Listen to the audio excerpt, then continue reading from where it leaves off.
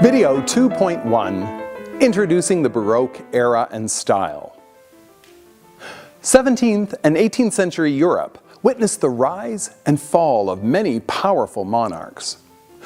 But few, if any, can rival the splendor and success of Louis XIV, King of France. Ascending the throne in 1643 at the tender age of 5, Louis began a powerful and successful reign that would last for more than 7 decades. As the greatest absolute monarch of his age, he dominated the political arena that was 17th century Europe, bending both the French nation and much of the European continent to his will. He was called the Sun King, around whom a constellation of courtiers and subjects, princes and ambassadors revolved, bowing and scraping for royal favor. When he stated famously, "L'État c'est moi," I am the state, he was affirming his God-given right to rule. He led numerous military campaigns with fearless zeal in search of conquest and glory. By force of will, he subjugated even nature herself, draining the marshland outside of Paris in order to erect the magnificent Palace of Versailles. With hundreds of chambers and princely halls, formal French gardens, and enormous fountains, Versailles stands as an enduring symbol of both Louis XIV and the time in which he reigned supreme. Musically speaking, the Baroque era began around 1600 with the birth of an exciting new art form, opera, while historians mark its end with the death of Johann Sebastian Bach in 1750.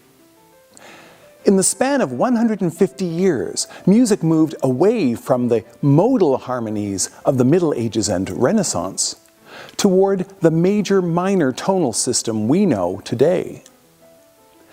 It witnessed the creation of a form of music notation known as figured bass, a kind of musical shorthand used to represent the harmonies intended by the composer.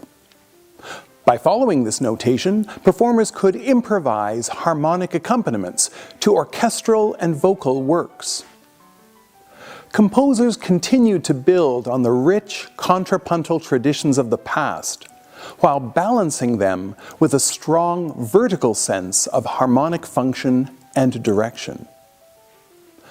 Composers often drew rhythmic inspiration from the courtly dances of the period, such as the French minuet, the Spanish saraband, and the English jig. Art in general, and music specifically, tried to project to the viewer or listener one clear emotion or affection. Many musical genres were cultivated in the Baroque era. Vocal genres such as opera, oratorio, and cantata, and instrumental genres such as the concerto, dance suite, and keyboard music. Of course, all of this was possible thanks only to the generous support of a patron, such as a king, a prince, a bishop, or town council. This patronage system had been in place for centuries. It was the only means by which an artist could survive. And even though artists and composers were often regarded by their aristocratic employers as little more than the hired help, history remembers them today by their legacies.